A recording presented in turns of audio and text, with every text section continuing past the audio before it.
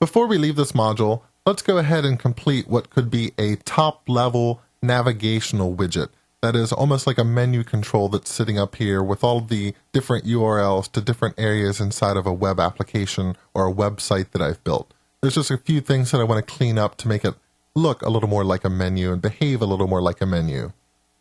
For instance, I like the black border on the bottom of these entries, but I don't like anymore the red border on the left-hand side of these entries. So let's get rid of that.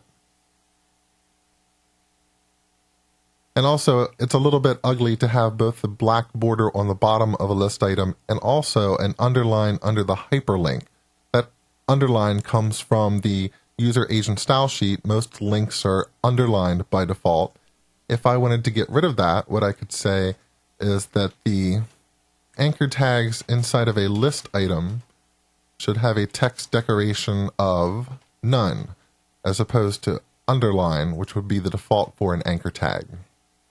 Now, if this were really inside of a web page, there's a couple other structural changes I would probably make too.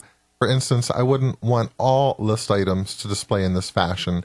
I'm probably targeting specific list items that have some navigational content, and that's why I'd probably use a class here to indicate something like this particular list is actually a menu.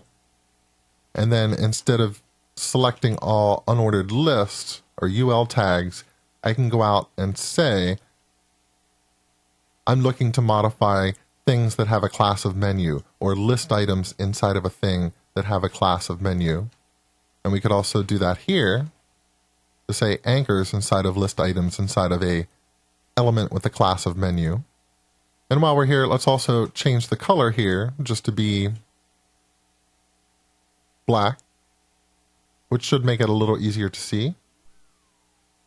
And we could make this flush with the top and the left by getting rid of the margin, but we could also align everything that's inside of here to the center of the browser window using a text align.